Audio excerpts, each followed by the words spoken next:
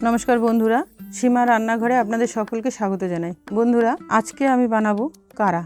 এই শীতকালে প্রায় আমাদের সকলের ঠান্ডা লেগে যায়। এই ঠান্ডা লাগা থেকে বাঁচার জন্য বাড়িতেই অতি সহজ উপায়ে বানিয়ে ফেলুন এই কারা। এই কারা বাচ্চা থেকে বয়স্ক সকলেই পান করতে পারবে। তবে মনে রাখতে হবে এই কারা প্রতিদিন পান করা চলবে না, তাতে পেট গরম হওয়ার মতো সমস্যা দেখা দিতে পারে। তাই সপ্তাহে 2 থেকে 3 দিন এই কারা পান করলে সর্দি কাশি থেকে দূরে থাকা যাবে। তো চলুন শুরু করা যাক আজকের রেসিপি। কারা বানানোর জন্য আমি নিয়েছি গোলমরিচ 5টা,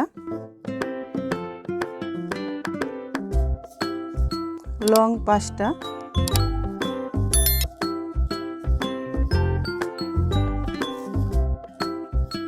আদা 1 ইঞ্চি মতো,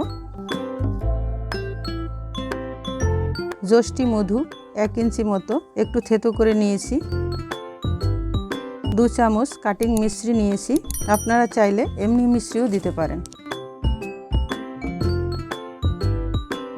2টা তেজপাতা নিয়েছি, 3টা বাসক পাতা নিয়েছি, 10 থেকে 12টা তুলসী পাতা নিয়েছি।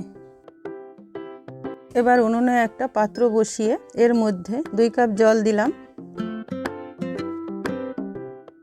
জলটা একটু ফুটে উঠেছে, এবারে গ্যাসের আগুনটা একটু কমিয়ে দিলাম। এবারে এই জলের মধ্যে 5টা গোলমরিচ দিলাম, 5টা লং দিলাম, আদাটাকে আমি একটু গ্রেটারে ঘষে নিয়েছি সেটা দিয়ে দিলাম, আপনি চাইলে থেতো করেও দিতে পারেন। যষ্টি মধু দিলাম, যষ্টি মধু বেনা বাজারে দোকানে পাওয়া যায়। 2টো তেজপাতা দিলাম, 3টা বাসক পাতা দিলাম, তুলসী পাতা দিলাম। এবারে এটাকে 1 থেকে 2 মিনিট ধরে ফোটাবো। ফোটার সময় চামচ দিয়ে বারবার নেড়ে চেড়ে দেবো।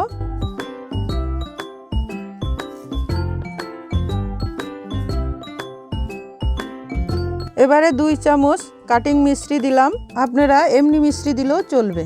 এবারে এটাকে একটু নেড়ে চেড়ে 2 থেকে 4 মিনিট ধরে ফুটিয়ে নামিয়ে নেব। বন্ধুরা এই কারা এখন পান করার জন্য একেবারে তৈরি। এই কারা কিন্তু গরম গরম পান করতে হয়, নইলে এর ভালো ফল পাওয়া যায় না। তো বন্ধুরা আমার আজকের এই রেসিপিটা কেমন লাগলো জানাবেন, আর ভালো লাগলে লাইক শেয়ার কমেন্ট করতে ভুলবেন না। আজ এই পর্যন্তই, আবার দেখা হচ্ছে পরের এক নতুন ভিডিওতে। ভালো থাকবেন।